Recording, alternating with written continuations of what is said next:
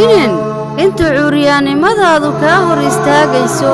u dadaal inta kartidaada qofnimo kuu suurtagelin karto wax badan ayaa awoodi kartaa aniga ayaa hubo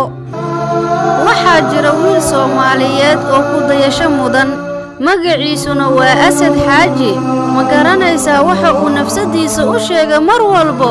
waxaan ahay aadamo daciifa balse ma ihi aadamo dulaysan oo Allah ayaa madaxayga kor ka dhigay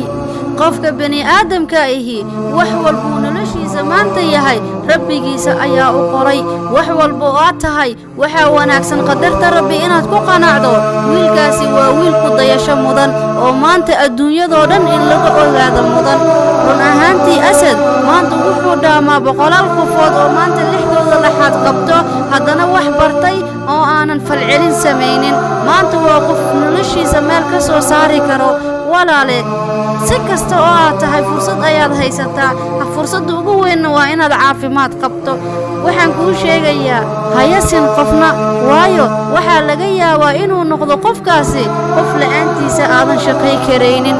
cuuryaannimadu ma ahan kaliya qofka qaba baahiyaha gaarka ah ee sidoo kale waxa cuuryaan ah qofka noloshiisa aanan wax rajaa ka lahayn mise ogtahay walaale waxaa jira dad lixdooda laxaad taam u tahay una dhammaystiran tahay kuwaas oo aanan marnaba u dulqaadan karaynin dhibaatooyinka soo wajahda noloshooda sidoo kale ma ogtahay walaashaydii ama walaalkaygiiow dhaqan dadaal iyo howlkarnimo mucjisada ku duugan qisadani nin aanan u magac darnay oo la yiraahdo Nike oo ah nin lahayn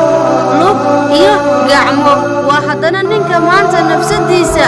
intuu wax u sheegi karo u sheegay haddana go'aansaday dadka maanta lixaadkooda dhammaystiran tahay ee isku dayaya mar walba inay nafsadooda isdaafiyaan inuu dhiirigeliyo Nike waa nin haysta dhalashada Australianka ma lahan wax luga ah ma lahan wax gacmo ah haddana waa nin shakhsi caan ka ah baraha bulshada mar walbana wuxuu isu dayaa qof walba bani aadam ah inuu dhiirigeliyo anigana maanta waxa ii suurta gashay inaan ku daydo dadkaasaytii sida walaalkayga Asad waxaan ahay qof talent leh waxaan ogahay qof walba maanta aan wax u sheegi karo inuu maanta go'aankiisa khaldan bedeli karo ahmiyada maanta dhiirigelinta aan mar walba u soo bandhigayo waxay tahay qof walaalkayga ama walaashayda go'aan khaldan qaadatay nolosheeda ka quusatay rabbigeeda ilowsan inaan soo xasuusiyo ay ilmada iska tirto go'aanka khaldan ka tagto nolosheedana hormariso taas ayaa fikirkayga ah taas ayaa rajadayda ah taas anigana waxaan ku heli doonaa ajir